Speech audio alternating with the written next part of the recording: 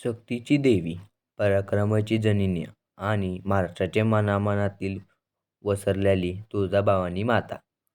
या भक्त वसंते मातेचे इतिहास, तिचा मूळ, तिचे उत्पत्ती आणि तिच्या महाराष्ट्राशी असलेले अन्य नाते. आज आपण जाणून घेणार आहोत एक अवधूत, पवित्र, प्रेरणादायी कथा. देवी भवानी ही अष्टभुजा शक्ती स्वरूपात आहे. दुर्गा, संतशील उल्लेख, महिषासुरवधिनी. भवानी म्हणजे जी जीवन देते. काश्मीरपासून कर्नाटकपर्यंत तिचे मंदिर आहे, पण तुळजापूर हे तिचे खास स्थान आहे. शैलेख वाचला जातो. या देवीत सर्व भूतांशी शक्तिपूर्ण संस्थित आहे. तुळजापूर हे गाव पूर्ण तुळजा नावाने ओळखले जाते. प्राचीन काळात एक राक्षस होता, काळसूर. त्याने पृथ्वीवर प्रचंड अत्याचार केले. देवतांनी प्रार्थना केली. भवानी मातेने अंबा भवानी रूप धारण करून राक्षसाचा वध केला. मंदिराची स्थापना व संदर्भ. मंदिर 12व्या शतकात चालू झाले. उल्लेख: चाकल्या, यादव आणि नंतर आदिलशाही सत्तेकाळात तुळजापूर मंदिराचे महत्त्व वाढलं. छत्रपती शिवाजी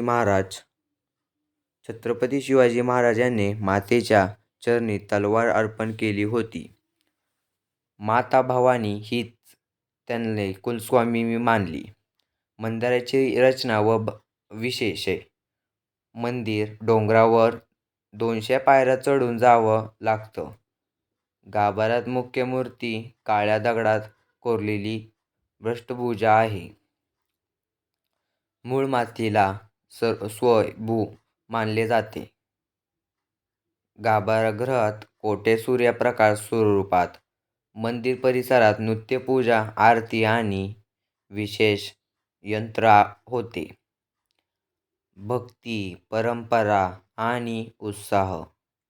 महत्त्वाचे उत्साह. नवरात्र उत्साह. 9 दिवस मातेची उत्साह. पौर्णिमा, अमावास्या, विशेष पूजा. माघील पौर्णिमा व चैत्र यात्रा. लाखो भाविक येतात. भक्तांचा अनुभव. अनेक भक्तांचे नवस फेडतात. स्वप्नात दर्शन मिळाल्याचे अनुभव. बालिकांच्या कन्यापूजन रूपात देवीचे रूप मानले जाते. छत्रपती शिवाजी महाराज आणि तुळजाभवानी. शिवाजी महाराजांनी लहानपणापासून भवानी मातेची पूजा केली. स्वराज्य स्थापनेआधी तुळजापुरात जाऊन तलवार घेतली. ती तलवार भवानी तलवार म्हणून प्रसिद्ध आहे. इतिहासकार मानतात की भवानी माता हीच महाराजांची प्रेरणा आहे. भवानी मातेचे आध्यात्मिक महत्त्व. तुळजाभवानी माता ही केवळ एक दैवत नाही, ती महाराष्ट्राची अस्तित्व आहे. ती शक्ती आहे, श्रद्धा आहे आणि भक्तांचा अढळ विश्वास आहे. आज लाखो लोकांच्या मनात भवानी मातेने आपले स्थान निर्माण केले आहे. एक आई म्हणून एक राष्ट्रक्रिया म्हणतात. तर व्हिडिओ. तुळजाभवानी माता ही महाराष्ट्रातील श्रद्धेचं शक्तिस्थान. पण तुम्हाला माहीत आहे का की तिच्या काही बहिणी सुद्धा आहेत.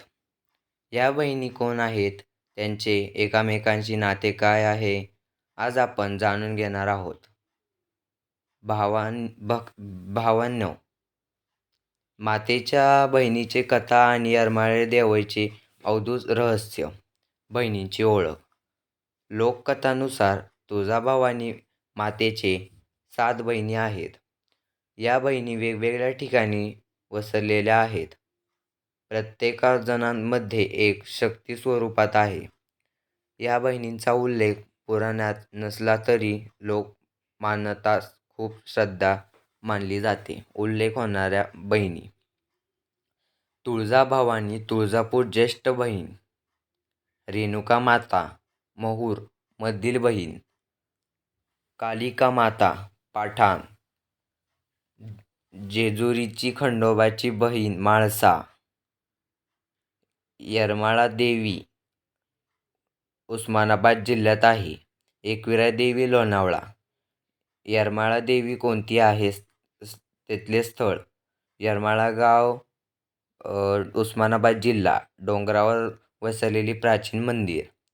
देवाचं स्वरूप: शक्तीची मूर्ती, कटेकोट पाषाणात स्वरूपात, शांततेचा आणि रुद्रतेचे संगम. येरमाळा देवी ही भावनिनी मातेची बहीण मानली जाते. लोककथा: एखादा भावनी भक्त माता आणि तिच्या बहिणींमध्ये चर्चा झाली होती. येरमाळा देवीने शांत, डोंगराळ आणि हिरवळ असलेली जागा निवडली. तेच मंदिर उंचावर असून भक्तांना चढाई करून जावं लागतं. यालाच शक्तीची परीक्षा असे म्हणले जाते.